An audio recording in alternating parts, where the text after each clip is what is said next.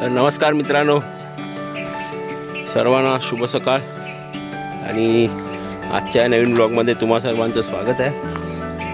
आजच्या ब्लॉगमध्ये मी जाणार आहे जवळपासच्या मंदिरांमध्ये देवदर्शनासाठी। सो तुम्हालाही आपल्या कोकणातली मंदिरं दाखवतो। व्हिडिओ आवडल्यास व्हिडिओला लाईक करा, चॅनलवर नवीन असल्यास चॅनलला सबस्क्राईब करा। सो चला, देवळात घेऊन जाण्यासाठी मी ही काही फुलं काढतो। सो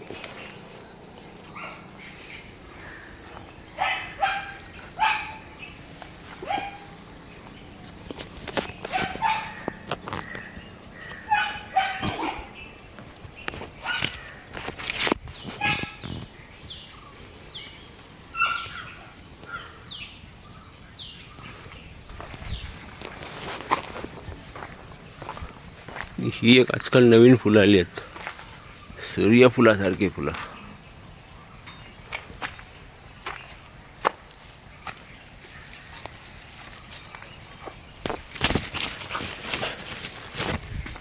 वाह, काय सुंदर फुल आहे। डळकेच वाढला।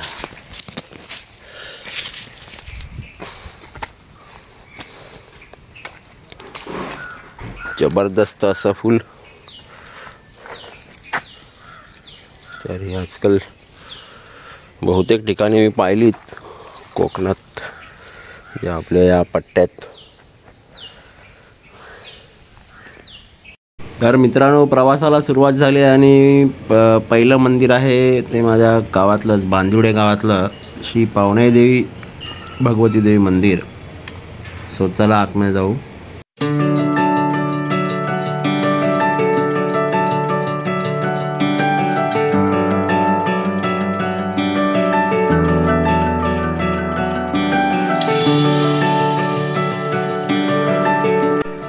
तर मित्रांनो, गावी आलो की मी नक्कीच या मंदिराला भेट देतो, कारण आपली कुलदैवत आहे आणि कुलदैवतेचा आशीर्वाद सदैव असावा लागतो आपल्या पाठीशी।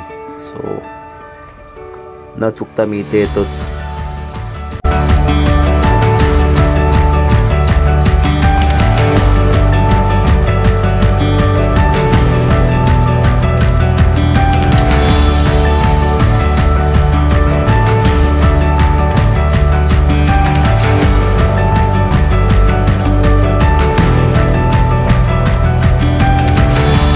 तर मित्रांनो, आता आपण पाहिली ती बाहेरील सजावट। आता आपण जाऊया मंदिराच्या आतमध्ये। तर या मंदिरात हे आहे भवानी मातेचं मंदिर, म्हणजेच आपली तुळजाभवानी।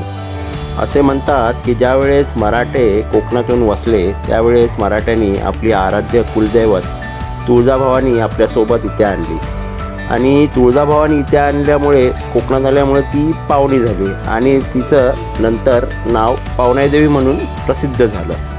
तर ही आपली तुळजाभवानी। तर या मंदिरात जानेवारी महिन्यात गोंधळ जागरण असतं आणि यावेळेस 24 जानेवारीला आहे। तर तुम्ही या गावाच्या आजूबाजूच्या गावांमध्ये राहत असाल तर नक्की या मंदिराला या दिवशी भेट द्या आणि जागरण गोंधळ आणि महाप्रसादाचा लाभ घ्या।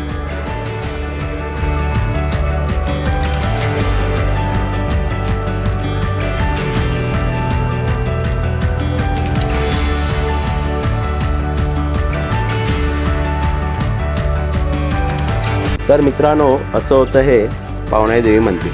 तर आता आपण पाहू कोकणातील प्रसिद्ध देव, म्हणजेच आपल्या रवळनाथांचे मंदिर। रवळनाथ म्हणजे कोण, तर क्षेत्रपाल।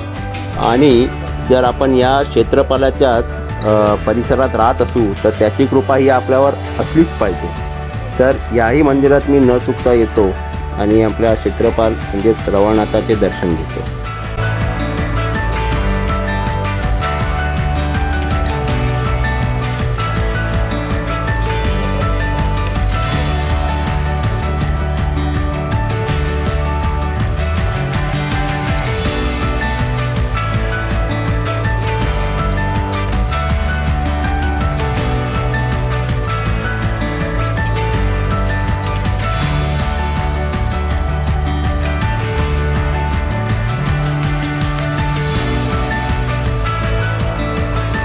तर मित्रांनो, रवळनाथांचंही दर्शन झालेलं आहे आणि हा आहे मंदिराच्या आजूबाजूचा परिसर.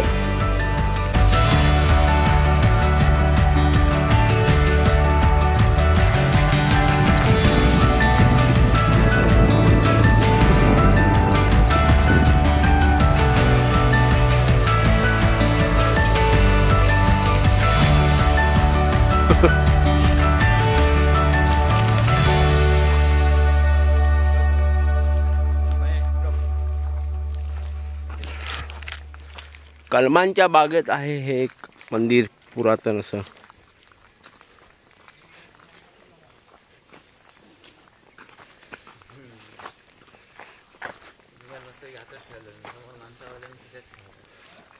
काय जा काम चाललं वाटतं देवळाचं. तर मित्रांनो, मंदिराचं काम चालू असल्यामुळे मला काय आतमध्ये जाता आलं नाही. सो आता आम्ही जातो आहे पुढच्या मंदिरात. तर चला. महाराष्ट्रात शिवमंदिरही तुम्हाला प्रत्येक गावात, प्रत्येक शहरात पाहायला मिळतात. तसेच या बांदिवडे गावातसुद्धा एक शिवमंदिर आहे. त्याचं नाव आहे श्री लक्ष्मेश्वर शिवमंदिर. तर चला पाहू. तर मित्रांनो, आता आपण पोचलो आहोत लक्ष्मेश्वर महादेव मंदिराकडे. मंदिराची रचना म्हणजे एक टिपिकल आपला कोकणातील मंदिर. आणि माझ्यासमोर तुम्ही पाहू शकता लाल परी. तिलाही टिपण्याचा मोह काय मला आवरला नाही, त्यामुळे तिलाही टिपलं मी. सो मंदिराची रचना आहे आपली पारंपरिक रचना. आणि मंदिराच्या शेजारीच आहे महालक्ष्मी मंदिर. तर त्याचंही बांधकाम हल्लीच झालं आहे. हे बघा.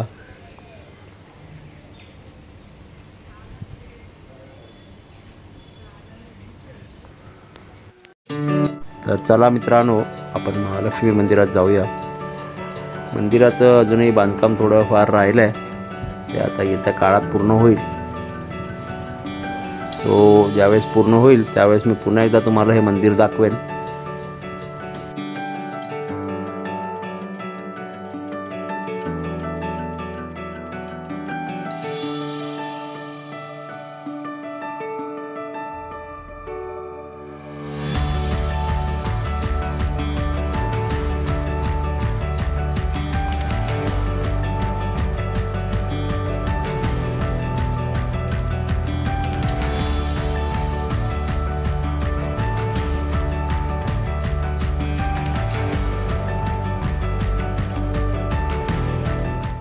तर मित्रांनो, आता आपण जी मंदिर वगैरे पाहिली, जो परिसर पाहिला तो माझ्या गावातला, बांदिवडे गावातला आहे. तर आता बांदिवडे गावातली देवदर्शनं झालेली आहेत. तर आता आपण जाऊया आंगणेवाडीला.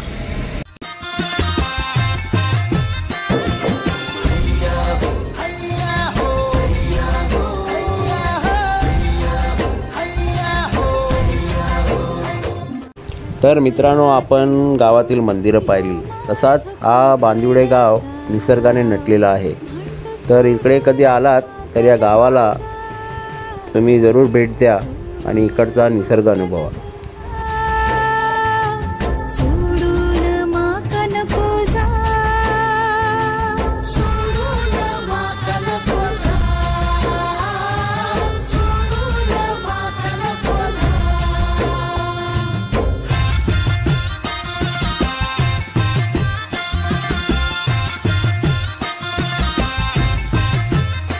माझ्या स्वप्नातलो ह्यो माझो कोकण गाव, म्हणतो सोडून माका नको जाव. माझ्या स्वप्नातलो ह्यो माझो कोकण गाव, म्हणतो सोडून माका नको जाव. सोडून माका नको जाव, सोडून माका नको जाव.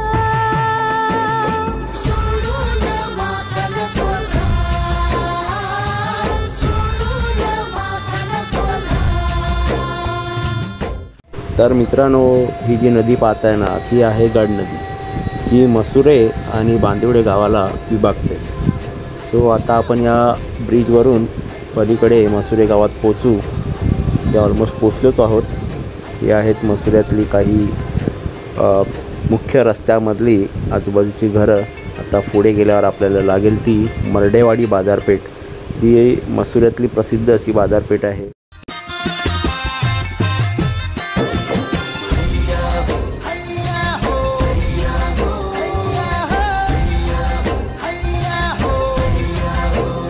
माझ्या स्वप्नातलो ह्यो माझं कोकण गाव, म्हणतो सोडून माका नको जा, सोडून माका नको जा, सोडून माका नको जा, सोडून माका नको जा, सोडून माका नको जा.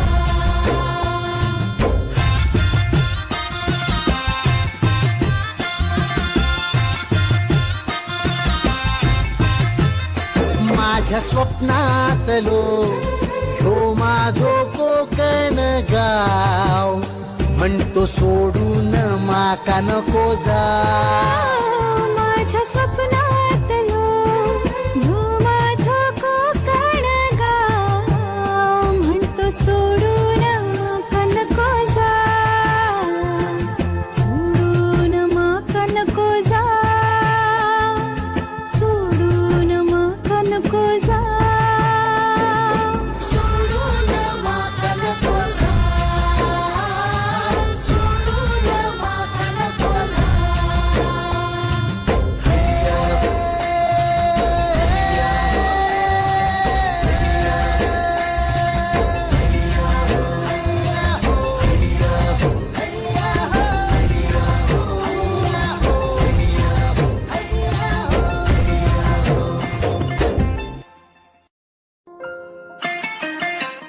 तर मित्रांनो, मसुरे गावाला एक ऐतिहासिक पार्श्वभूमी आहे. जर तुम्ही शिवकालीन पुस्तकं चाळली तर तुम्हाला मसुरे गावाचा संदर्भ त्या पुस्तकांमध्ये आढळेल. हा जो समोर राईट टर्न दिसतोय ना, तिथून राईट टर्न घेताच आपण सरळ आंगणेवाडी येथील श्री भराडी माता मंदिराकडे पोचू.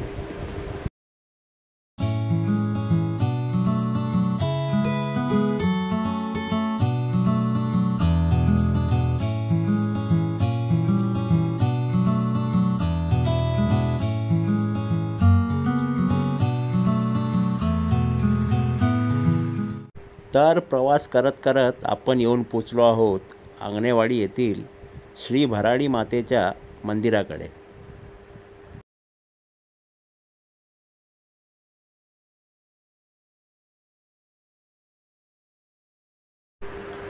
तर मित्रांनो, हेच ते आंगणेवाडी येथील श्री भराडी मातेचं मंदिर.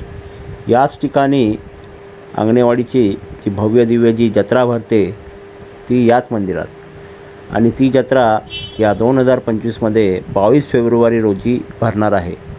तर तुम्ही जरूर या जत्रेला या आणि या जत्रेचा आनंद घ्या आणि भराडी मातेचा आशीर्वादसुद्धा घ्या.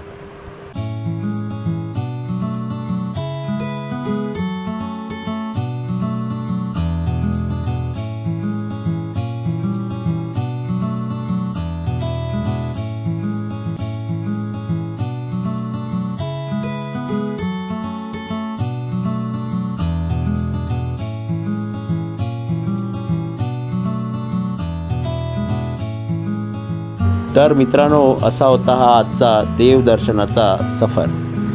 तर हा व्हिडिओ तुम्हाला आवडला असल्यास व्हिडिओला लाईक करा, चॅनलवर नवीन असल्यास चॅनलला सबस्क्राईब करा. तर आता पुन्हा भेटू एका नवीन व्हिडिओसोबत. तोपर्यंत बाय बाय.